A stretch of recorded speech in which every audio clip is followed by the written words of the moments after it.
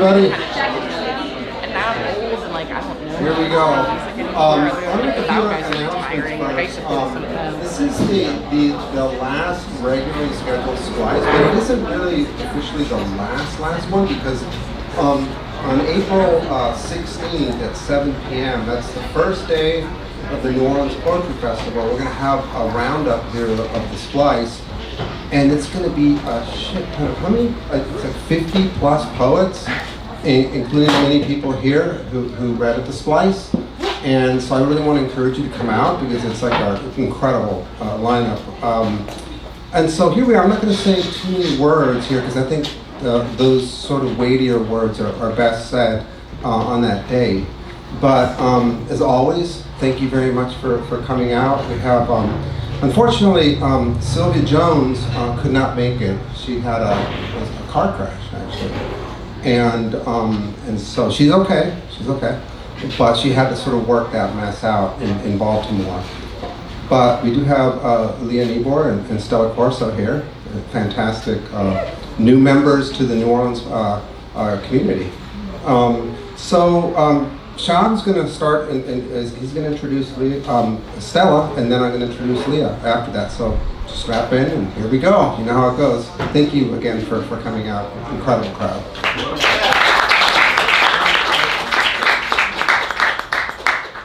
All right. Plenty of seats around. Any more seats upstairs? Yeah. Yes, plenty of seats upstairs. Y'all at the bar, you're welcome to grab a drink, come upstairs. All right. There's a term in photography, contre-jour, for shooting directly into a light source so that the subject is simultaneously illuminated and observed, kind of like standing up here in these lights. You see the outline with precision, but the interior burns. Stella Corso's poems work like this. Her speakers present themselves with a candor so relentless it edges towards concealment. The more exposed they are, the more interiority exceeds what the frame can hold. The through line of Corso's work across Tantrum and Green Knife, both from UGA Press, several chapbooks, and her newest collection, The People Were Lovely, But I Was Not, from Bateau Press in 2015, is a poetics of spectatorship turned on itself. These poems move through the world with a comedian's appetite and a critic's suspicion, cataloging contemporary life with an eye that never stops interrogating its own moods. The speaker is always half suspect. To be perceived is to be misperceived. To look is to be caught looking. The therapist in Green Knife who keeps telling her patient she resembles a particular style of painting is not an eccentric detail. She is the engine. The reciprocity of the gaze in Corso's is Corso's central technology, and she handles it with a formal relentlessness that refuses resolution. Her books oscillate between sprawl and tight enclosure, long associative sequences interrupted by poems and frames titled A Painting or A Photograph that function less as a phrasis than as a hall of mirrors. The artwork is a pretext. The real subject is the subjectivity that can't stop showing up in the glass. She has said in a conversation with Lindsay Turner in Bomb magazine that subjectivity isn't hierarchical. Each person's experience of meaning is equally real and can be ranked and can't be ranked or ordered in terms of importance or validity. Therefore, neither can the objects. The detritus goes next to the sublime, the rat on the sidewalk goes next to the Matisse on the wall. What holds this enterprise together, what keeps it from collapsing into mere aesthetic caprice, is Corso's unflinching feminist intelligence. The wry voice that inhabits her poems is not performing irony for sport. It is doing the precise work that Maggie Nelson, writing in the Argonauts, describes as exploding the binary, inhabiting contradiction so fully that the contradiction becomes the argument. Corso's comedic timing is structural, not decorative. The punchline is the analysis. And if there's a consistent formal bet across these books, it's this: that the lyric can hold together without resolving, that the juxtaposition of control and chaos is itself a truth-telling procedure. Corso told Turner that there was both a formal and a conceptual reason for drawing tight frames around some of the images or poems while letting others wander around freely and do their own thing. This is not merely a design preference. It is a theory of female experience. The little box of the apartment against the sprawl of the city, economy against abundance, containment against what exceeds it. The frames in Corso's poems don't just organize, they indict the organizing impulse. It is fitting then that she currently teaches at the Jack Kerouac School at Naropa, an institution whose entire pedagogical architecture has been built around the refusal of containment, the insistence that the poem remains a living, breathing, unfinished thing. Her newest collection, The People Were Lovely, But I Was Not, intensifies these stakes in the key of lamentation and comedy at once. What Stella Satterstrom calls holding the paradoxes of intimacy in tender suspension. Questions, dreams, postscripts, bodies. The book's catalog of forms is a catalog of all the ways intimacy arrives and fails to resolve.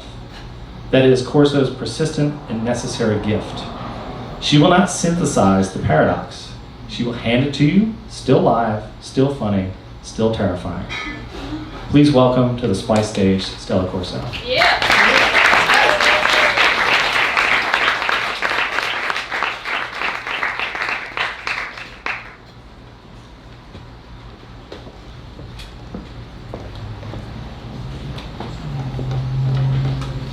Thank you, Sean. I think you might be the first and only Stella Corso scholar. Thanks for seeing me.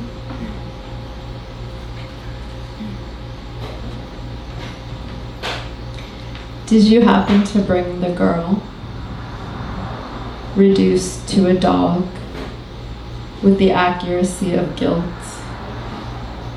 She suddenly knew what she needed, whipped around, the result a glorious snag, imprint of a triangle rimmed with thigh, a bigger slap for the knotting together of body and light, with flimsy authenticity, stripes on a loose chair.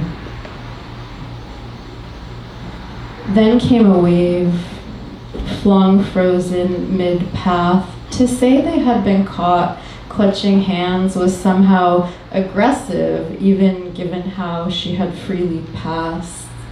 Also, they were up to no good, staring at the cheap bottom squatting, combed her hair, feeling suspicious, noticed how she slipped out quietly.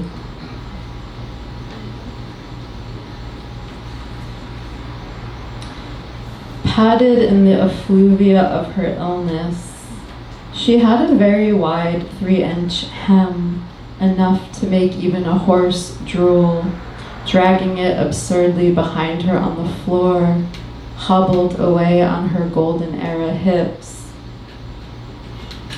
The dream was realistic in that it took effort to effectively cock the gun, arrived on the scene and there was jizz all over, the sentimental kind which requires a special cleaner, except it hadn't been invented yet, got pounded on a couch where she sharpened her littlest toe into a shiv. The crux of her shapeless rage swallowed most of her head, but the neck was something to be admired. Once extended to its full length, a mere replica of her fuck. And when had she ever put her neck out for anyone? And what about the neck extender that she purchased in vain? Of course it's cruel. The would-be robbery of this aesthetic choice, irresistible image now burned in her mind. So much that she walked until it was too late, held seal-like from the perspective of a camera. No one ever expected her to like art, her charm a string against which any crime can be considered stronger than any single famous bad thought that owes nothing to anyone and everything to beauty.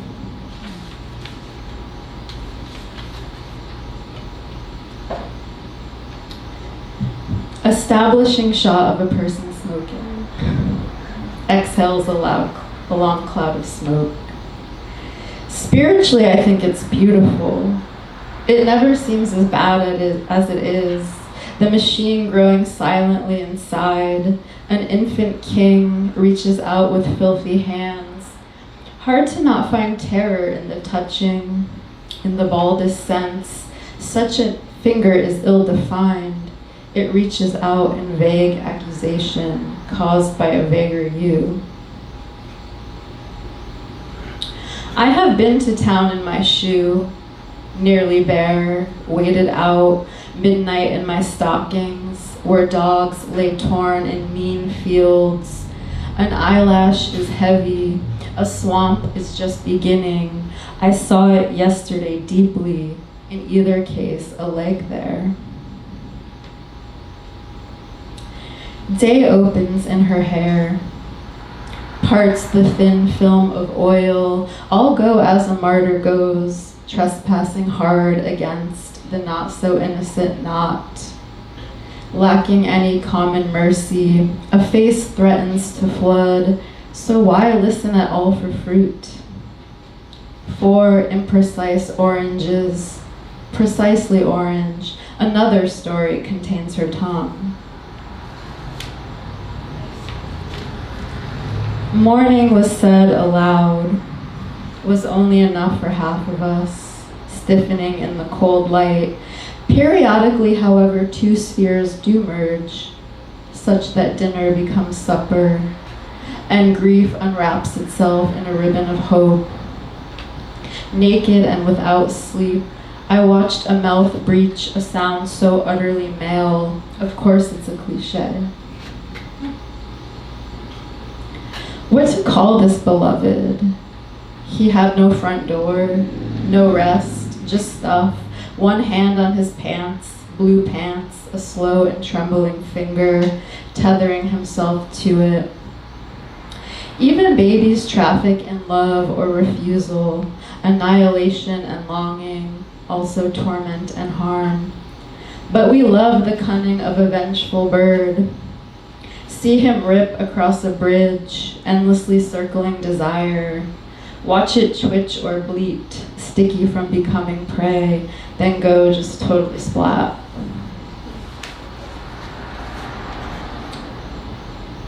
You who love to be filled with solitude, as if lost in a shrug, the egg of want, where the dirt sent me to dream of your inevitable termination. I won't mind when the hard fist of history enters us. Formidable pebble forms a shape of smooth power, not for country, but for ingenuity. The early corn clings to its head, falls before the scythe.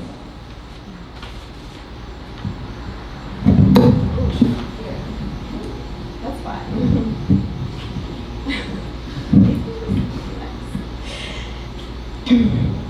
Person reading.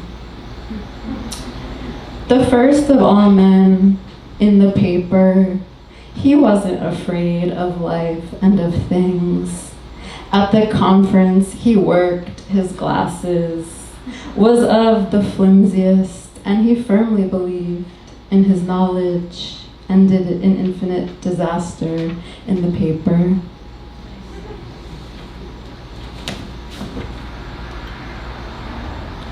For every color a compliment can be found as in a portrait or in persons appearing in dreams. An orange drags with it. The type of eye found in certain insects or shared by 2 sisters. The persisting trace of experience between tones, or in this case a mosaic of the so-called personal equation.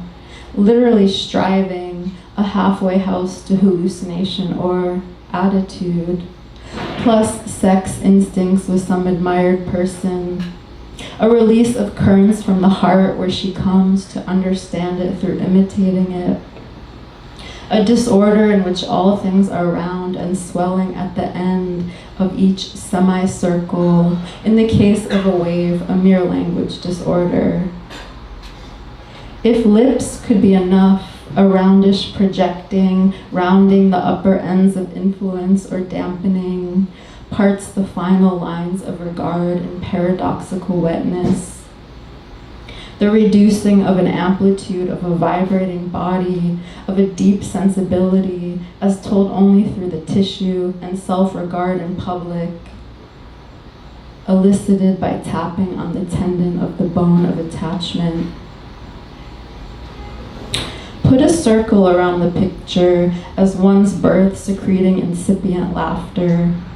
A cylinder covered in glazed paper, here an ambiguous figure. Light fiber carrying a mirror of manly touch and temperature, the impression of a statue with a sense of smell, and two or more fingers joined in a circle of thought, spelling relief and distance. See the Elberfeld horses carrying out complex and difficult arithmetics, tapping their feet at each nod, sensations formerly experienced from the brief taste of an orange.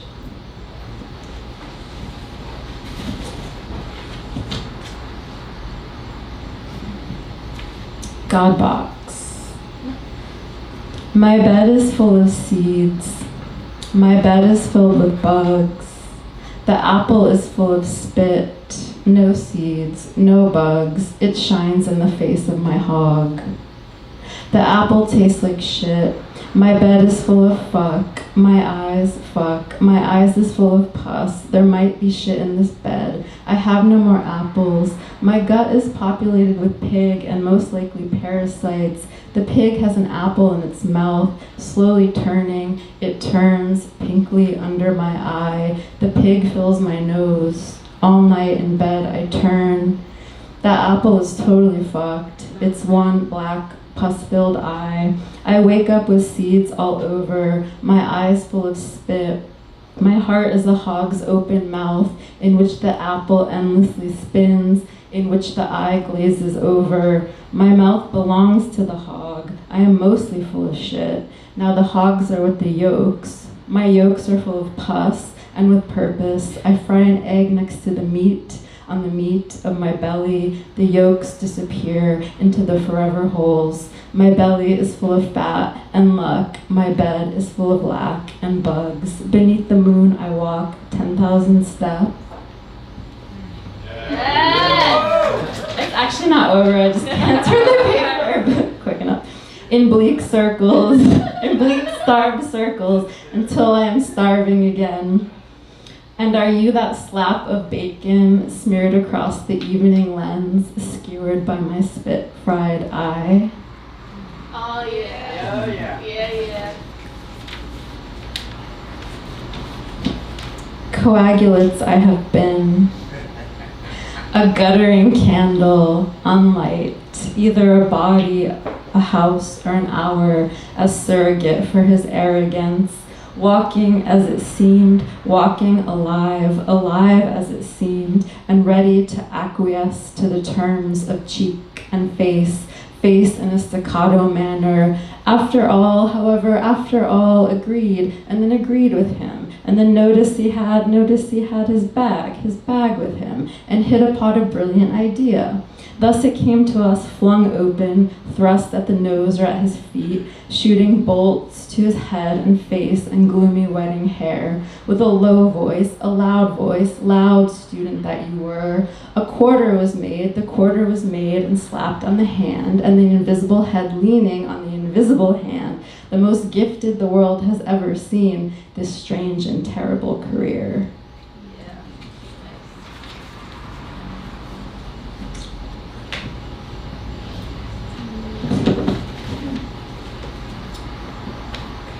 I think I'll read a few what I'm calling deep fakes, which are going to come out soon as a chapbook on Mercury Curse. And I don't know, I'm sort of imitating, like I'm trying to imitate style or something of the canon. Because I don't know, has anyone ever tried to use AI to like write a poem by Emily Dickinson? Like it understands pattern, but it can't really get the nuance of like voice, I think. So I think there's something about trying on the style of another poet and having this like third voice. Poem by Baudelaire.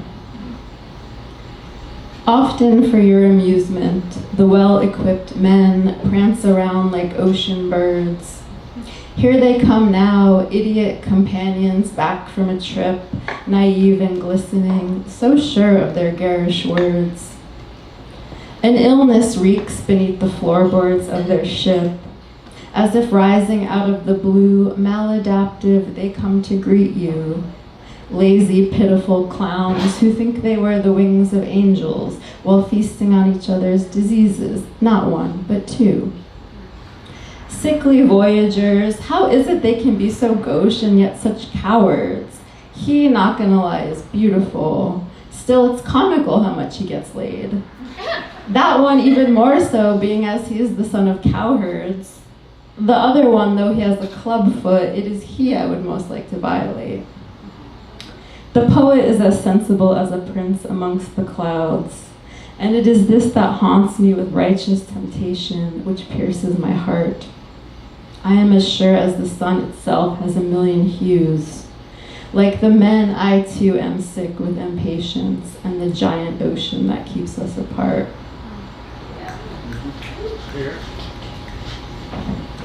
Okay, and this one I wrote actually after the New Orleans Poetry Festival last year. Poem by E. Cummings. In April, the poets gather, drink up the moon, the likeness of others. Oh, Deborah, how I aspire to their likeness. My crush hates Ann Carson, and I have never been so glad at a thing. Oh, what a thing to be thinking of eating fried chicken with you at the local come and go.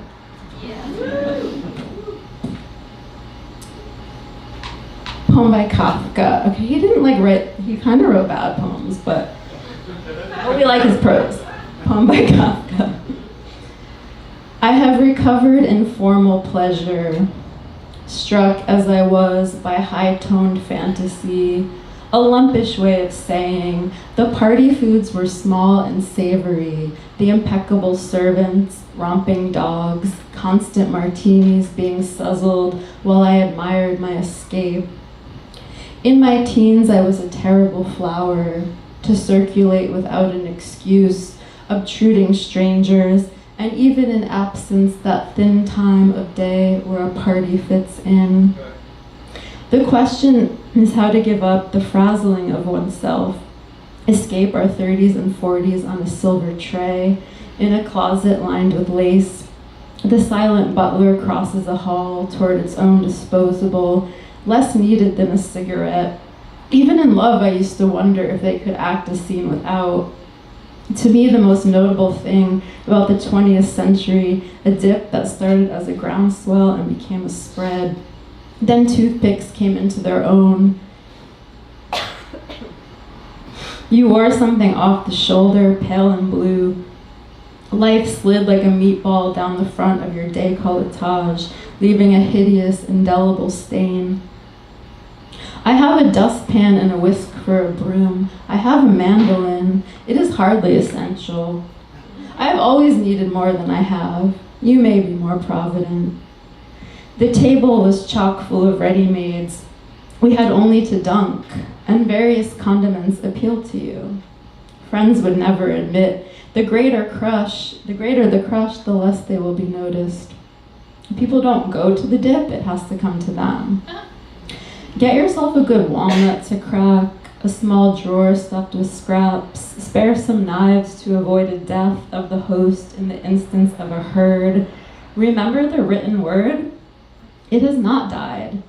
Tell the people when the party will be over. I suppose we could feed them caviar, as this is probably a sad party, and everything eaten by the fingers down to the bone. In what used to be ashtrays, your best bought friends, scatter the napkins, which will be stuffed absurdly into pockets in some bright color. I allow about 3 per person, and guests never seem to be without. Your assortment could surely feature bread and butter, a universal dunk. Who has time to be this desirable? Wanted and gross, you can buy a party, you can go out, gussied up and ornamented, take it on the bun, taste around until you find. Well, my world is not like that. My children have been placated with sandwiches which seemed festive and without much damage. How many hands can you count on, overcrowded as teenagers, crammed in the corner and dripping water down your back, your tulips thoroughly trampled? You are not the only one formerly determined by a written invitation, a fear of frying, bird and beast, crimson menace, no party of mine.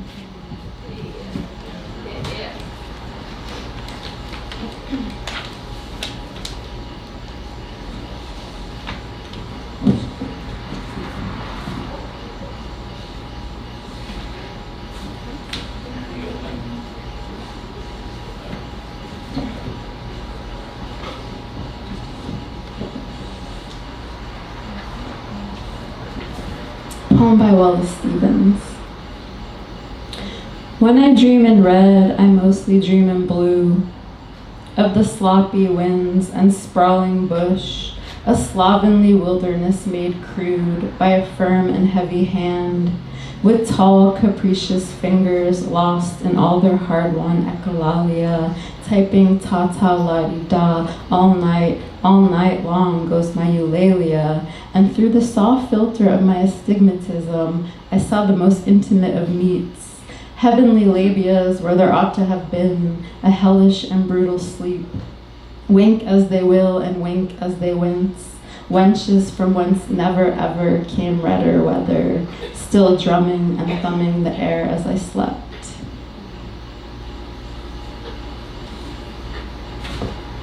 Another poem by Wallace Stevens. Hi, the first man wrote on the first scroll of the first season, having newly found a proximity to wheat and the necessity of sound, with the urgency of reason, each glyph on the lip glowing neon, dripping in green and yellow prayer. Still those glyphs bear repeating. First he made fire, then he made bread, and only then did he learn to speak. Then man exploited every kind of meat that the can eat. Fair. Okay, this is a good one. Poem by Walt Whitman. Heard of him? I heard the call of a demon twink who arose before me with snatched aspect. Being bratty, his chatty affect and haughtily voice that asked me, "Do you have any poppers?" As that is the party favor of the gays. And know'st there where I can find some? As I wandered, and I too horny to throw shade, verily I joined him and came upon him, and he offered me entry into his orgy. A bear I came forth to them, unfolded my love, bare o'er the boundless sweaty leather. I above all promote shameless twinks. You who celebrate bygones, who have asked for poppers and receive bath salts instead. Those boys like cicadas, all throat and low hum, doing only one thing but doing it well, with that Cro-Magnon look I have always liked, and the solidarity of sport. He did type out a message on my heavy bones. It was weirdly hot, but because commanding. Psychologically, he has a problem, yet my impulse was rampaging, and nary was there a grubby hand I never did hold. It is such effusive flows that pervert the hierarchies, and seeing as I am given to drink, and to the fringe benefits of men, of man and ghost thrown together in confinement, the passing of jewels from one to another in the foggy, faggy night, crepuscular with its routine pleasures and serendipity while mere mortals sleep. O city of polycules and vapes, of cruising at King Supers, lo, I too am come, and therefore do I also go. With panties strewn amongst the pregnant flowers, those ghosts of flowers, common yellow nothings. I have been meaning to speak on the flower. I was going to speak of a particular flower, open and capacious, like such impassioned pizza delivery guys waving their shirts over their hot heads, those splendid, defiant dogs. Speaking of dogs, I am reminded that you are God's little dog, gentle and kind in the annals of all your animal lore, your freaky blue eyes, and seeing as all the kids eat ass now, consoling to think I too am an invaluable instrument, crux of the matter as far as exploration is concerned. I can do almost anything whilst drunk, effortlessly. I do it elegantly, but my beauty comes from angels, not science. And the doorways against which I occasionally bump my fat head fumble home gladly in womanly fashion, feathers flying everywhere, like in a blurry sequel in which I invested much sunshine. Did you know the sun has the most views? The sun gets sextillions of views.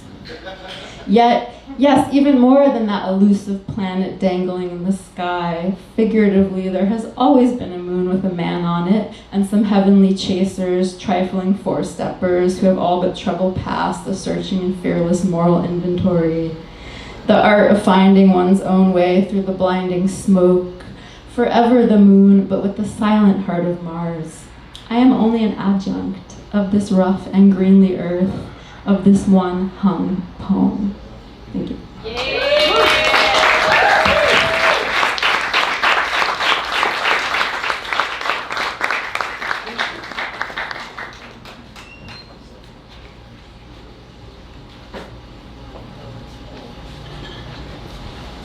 All right, let's keep it going for Stella.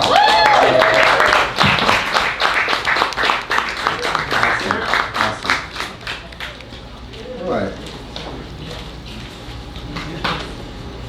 So, Leah Nieboer grew up in rural Iowa. She's a PhD candidate in English and Literary Arts at the University of Denver, a graduate of the Warren Wilson MFA Program for Writers, the winner of the 2022 Mountain West Writers Contest in Poetry, and the recipient of grants and fellowships from the Center for Deep Listening at Rensselaer Polytechnic Institute, the University of Denver, and the Virginia Center for Creative Arts at St. Angelo, and the Oberpfälzer Künstlerhaus in Schwandorf, Germany. Her first collection of poetry, Soft Apocalypse, was selected by Andrew Zawacki for the 2021 UGA Prize, UGA Press 2023, and named one of the top 10 debut collections of 2023 by Poets and Writers magazine. Her work has appeared or is forthcoming in the Brooklyn Rail, Western Humanities Review, Poetry Daily, Interim, a journal of poetry and poetics, here and elsewhere. She's currently working on a new collection titled Sick Future.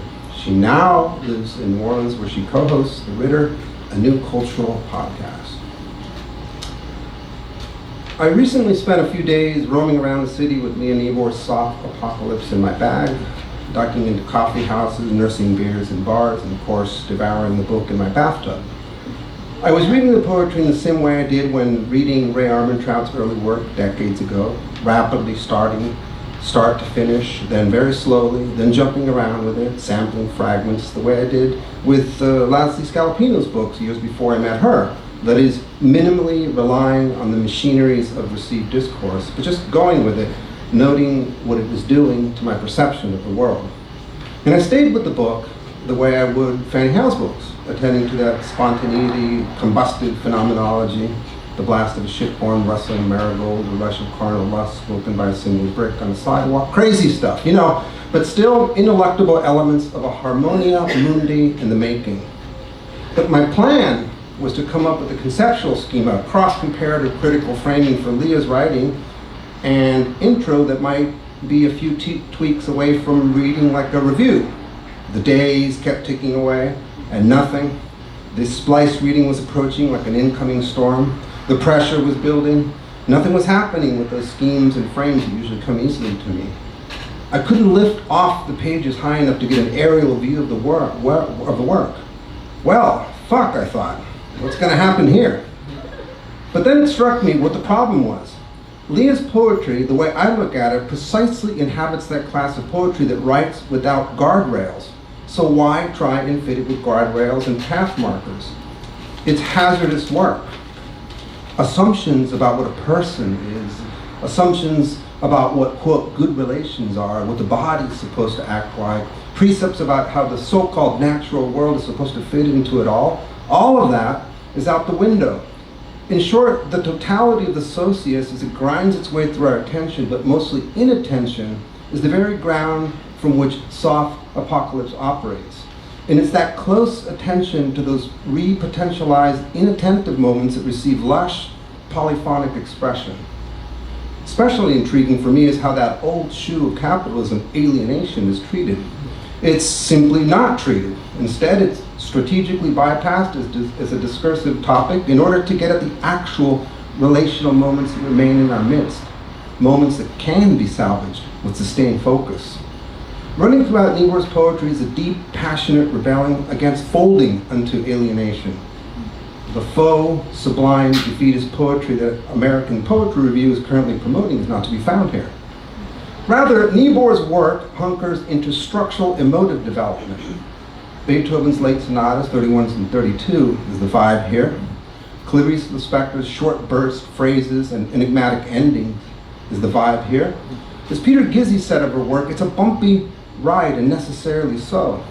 Sally Keith said of her work, hers is a world simultaneously made and unmade, rendered in dimensions unimaginable, adding, I find I do not want to leave.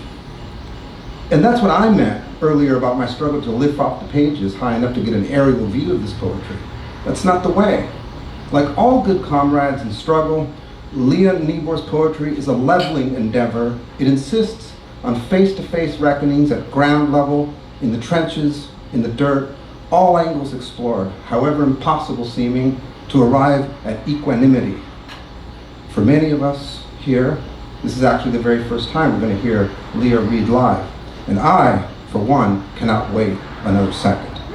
Please give a Splice-worthy welcome to Leah Nieboer.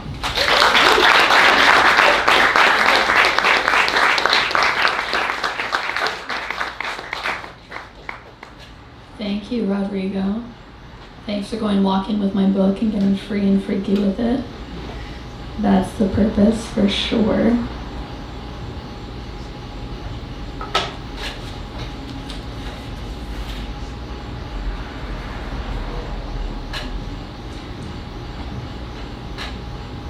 I was gathering raw material. I was seeking an expanse. We were living yet at angles to ourselves, blinking on and off, reversing inside, painting yellow lines, the factory floor, the road narrowing. I thought of the space between my legs, gradients, the fervid rooms, vectors, a rover powering down, the nearness of my mind to a bird climbing high and alone in the clear air. This is a test.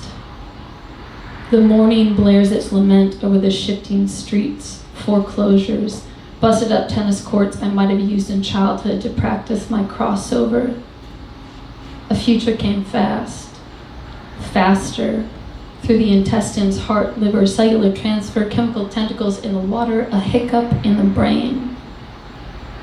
At point zero, every element becomes a startling thing. A wreck becomes an opening, a slick young porpoise washes up to the sandy edge. I'm gonna read one from this book, Soft Apocalypse, that I've never actually read aloud before. It's the last one in the book. It's a long one. Space without map. Each performance in this light-washed place is indecent. A little bruised up, nonetheless, prettyish event at the back of nowhere, an accident. Here, the desert, the taxidermist church, Big Al's auto body, the honky-tonk elementary school nuclear facility hospital. Warning, the actor gets lifted, then twirls herself, billowing out of reach in a backless dress against the defaced, shimmering curb, light post, fence, nothing drumming under the wheels. Perhaps I am misremembering. The place, the angel, the interior deploy the way. 6 or so onlookers, some laughter, sirens stumbled out of tune, skirting an orchestral drop, a crumpled up face bag, plastic discarded, etc. out of someone's shallow pocket in the weeds. Someone's forgotten something important.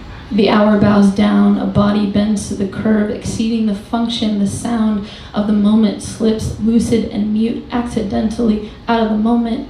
It's important to me to memorize one's own temporary address, a clatter without insurance, and the body which lets itself, looking aslant, a long slide on the slick pavement, glass in the notes, an attempt to wipe the pathos, the strangers, from the scene. Mascara running beyond the ear, someone articulates a jeté from nothing.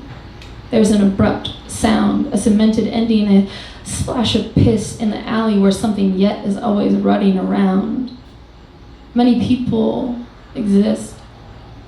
I do, well, I did once announce a baptism at this, and a wet trail dribbled quietly down the sidewalk. You have come finally to the right place, stranger. The takeout window slams open at the tinny sound of a bell. Another ticket is stabbed through a metal skewer, though we hardly know how to call what this place is. A dial tone hanging somewhere, waylaid, interrupted. It's so expensive.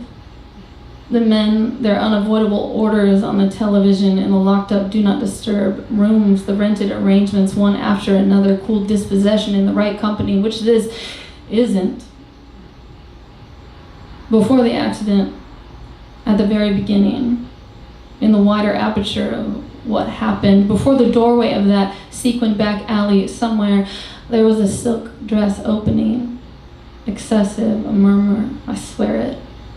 There was a little rain inside the rain, something shining off an expectant face, light, rhythmic, authentic, something viscous slipping from someone's wide-brimmed hat, a dress parting at my back, a little brush of speculative matter, no matter, the long slide on someone's slick, forgiving thigh. Grief is mostly private, and I'm not an actor. I was only reaching then for the stranger, for a rub of her future, like an unmarked rest in the measure of the hands in the moment. I'd have enough of the moment. It collapsed me. Inside another version, perhaps. I am someone excessively agreeable, free, and lucky, a soft apocalypse. I did end that night, aslant in the shimmering back of a stretched limousine with a couple of gorgeous people. We were giving ourselves someplace to go. Here, we were here giving each other explicit reasons to go on.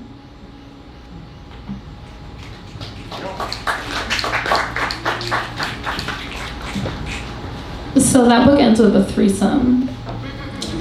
And when it came out, like my parents aren't artists, right? And they're like trying to explain to the people I hang out with what I do. And so I was sitting with my mom and she was like, so is your work autobiographical? And I was like, no, not at all. In truth, I'm not that interested in self-expression, though I always thought the poet is supposed to be an observer and to be roaming as you were among the streets, Rodrigo, and as you've done in your own work, obviously. But of course, we can't escape ourselves, like we slip into it. But yeah, if my mom asks, it's not, no, I'm not in it at all. It's not autobiographical, 0%. I'm gonna read from the new project, or suite of projects, Sick Future, which is set up formally like an old movie, like a silent movie, with like intertitles and an orchestra, so that's where we begin. Horse in motion. As if across a lowland, fulgurant, altered, and only dreamt of. The orchestra sinks to the pit. The drapery opens at the back of the poles and cornices behind which the performance was durational, intermitted. A contortionist hit upon an inconceivable form. A wedding for peacocks went on and on above the scarped faces, listing into the dim theater, the miserate geography. We all smoke. Admiral, we're smoking. I can hear the low drone, where errors held us in reverse. I would like to say it must have been death, an elegant delusion. I'm tired and sick and the world is all Confusion. I lost my face in the crowd, the paroxysmal crowd, now against the railing. The water rose and fell back into the sky. I've got to hitch up my stockings, get moving, the frame bleeping through the night, the pale track, the long seconds of black, then come with its feet queerly positioned, the horse and its rider.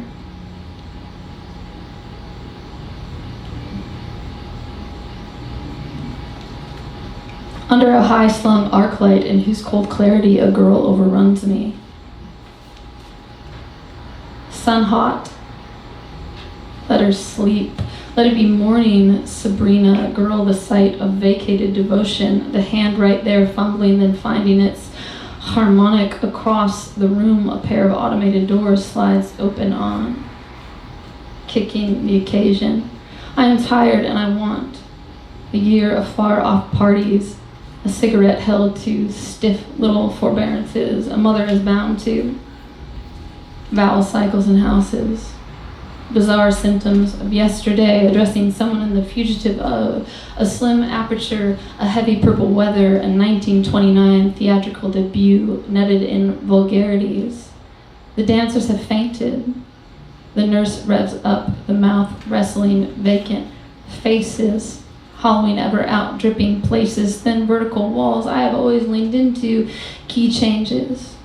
The ridge road, tide water. I'm an amateur diver. With the poorest entry of all, nevertheless, the most luster. A girl is a meteor, shirking the many affairs of the body, canto by canto, a war on her, slackening in the back with a name scrawled sideways to the event.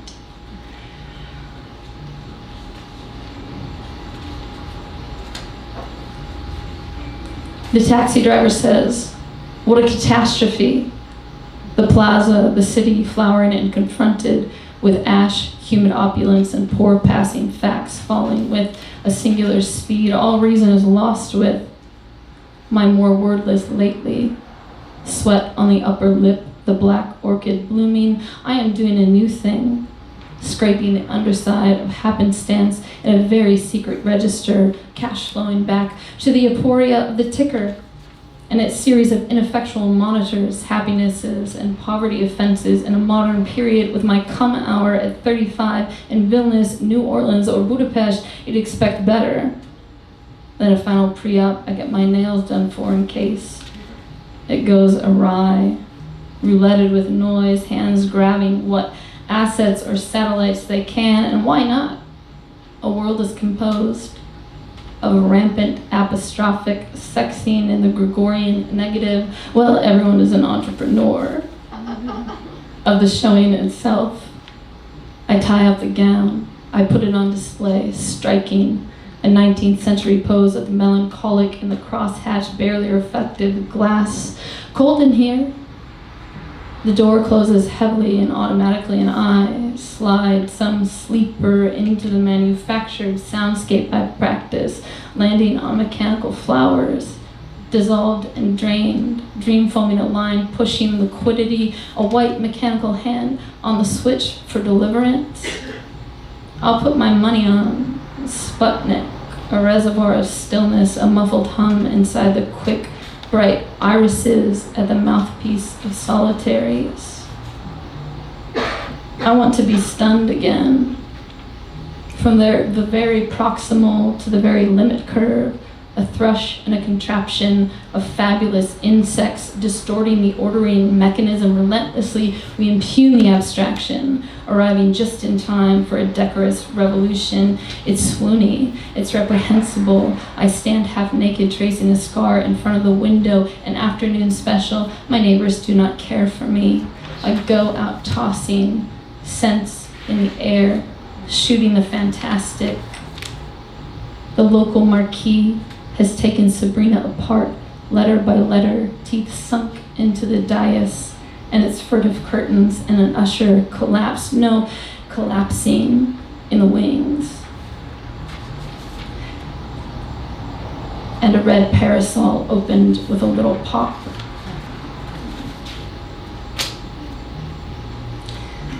I didn't realize how often people end up in the backseat of a car in my poems. until recently. That feels like a theme.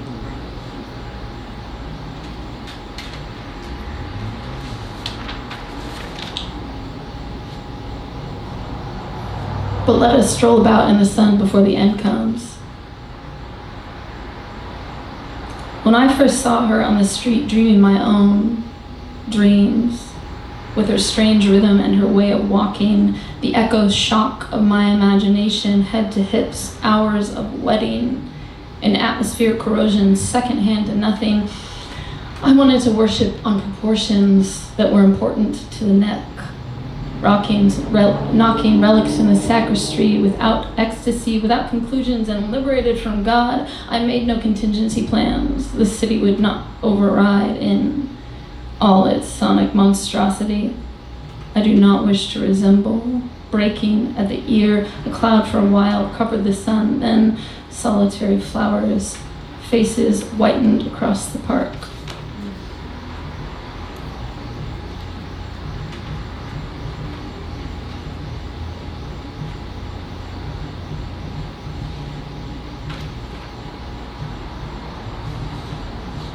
The next decade would bring the wild girls dreaming, the horse as before.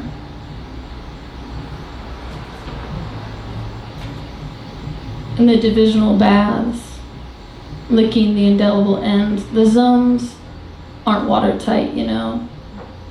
Denuded sounds in the sieve of the vigil, the future something, really something. Diz, unfastened in noise, sick in the continuum. Is every event now critical girls in strokes across a Kettlerak stratum of telescoped adolescence, trapped sunlight, a sender, the station empties, a body in search, a suitcase dreaming in the corner of mortal parts and seventh hour affections, unshot and pendulous, tugging the chain, no through, the mouth abrases the spatial, and girls gather in clean fatigue, the appurtenance to the wretch up, the etc. of the night's exigencies. You see what kind of show this is. I was nothing but a desiring between formations. The thigh bones work to a gentle interference of error, a fine continuance against a trigger game. We press our crawl lights to.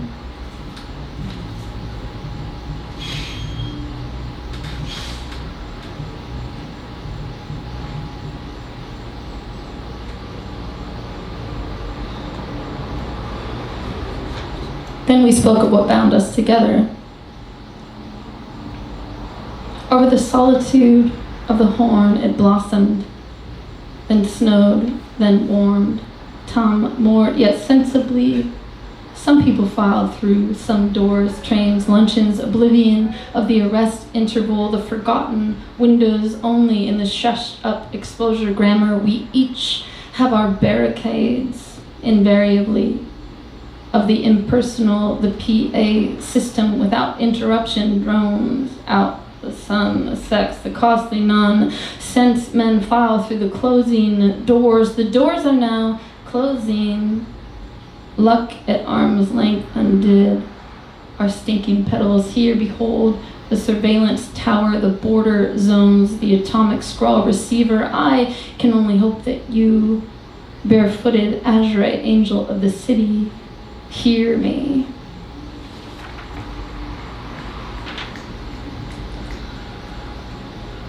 I wrote those poems mostly in Albuquerque and Denver and Berlin and Bavaria, but they feel very at home in New Orleans, which is lovely. It's a good place. We were drawn here by the jasmine. I think the smell of the jasmine. I think it's the jazz. I heard jazz. No, the jasmine. No. The jasmine, the blooming jasmine. I love you. That's great.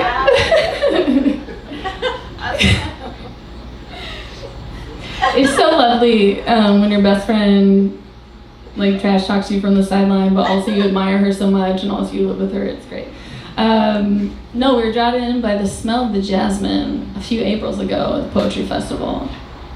and then met all steak bites, okay, and then had the steak bites, a sneaky pickle, and then met all the sweetest people in the world, and then moved here in January, and it's been exactly the dream that we thought it would be, right?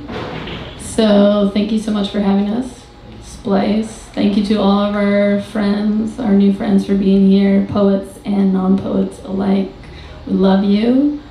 Yeah, we're glad to be here. I'm gonna read one more. This is a very New Orleans poem. We got here right at the beginning of January, which is like the start of Mardi Gras, and everyone was like, it's a marathon, not a sprint. And I was like, I never trained for a marathon, okay? Like we went to Crew de Vue. It was very, very cold. Yeah, it was great. And so we just drank until we couldn't feel the cold. I got spanked twice in the street.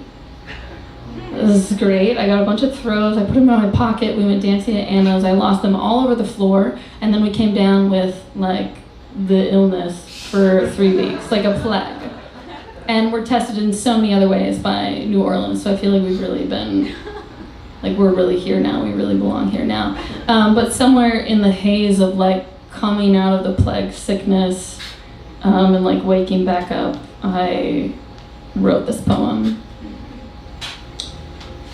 Very easy now before she wakes.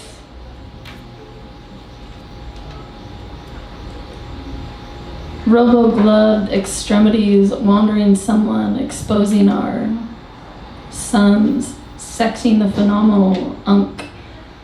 Bloody January hazarded clean through my head like a smut piano, unbidden, debedded, and dialing the vulgar. A machine should get tired. All the while, the data was dripping through the wires into a semblance register, very exact and very elegant.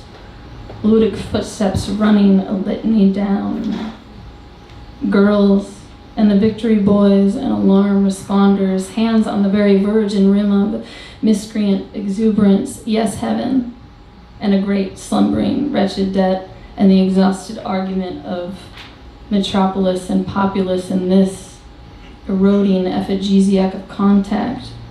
The wheel lifts, the lower world begins to push up against non-human finishes, the ghost signature of potential, abrasions throwing phantoms of likeness across the sending. They seem in blown opulence, our semblance bodies in the anterooms with their stupid vacating chatter.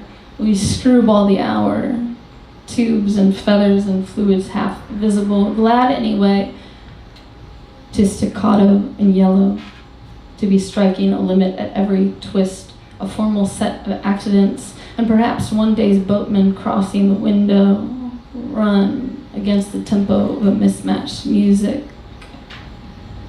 We didn't die at the intersection yet, green, flowering, wonderful, wild with swans entangled up with misters and madonnas in the stupefaction bacchanale of that diluvian dream. It was coming down hard, and it threatened to come down harder, its own hostility, knocking irregularities and tight overlapping clangs in that Balamut bar, one sonic sidestep from asylum. I did lose my fine objects, and for weeks, my air. Now Veronique is coming, reciting the cantos on this, the very coldest night of the year. Thank you.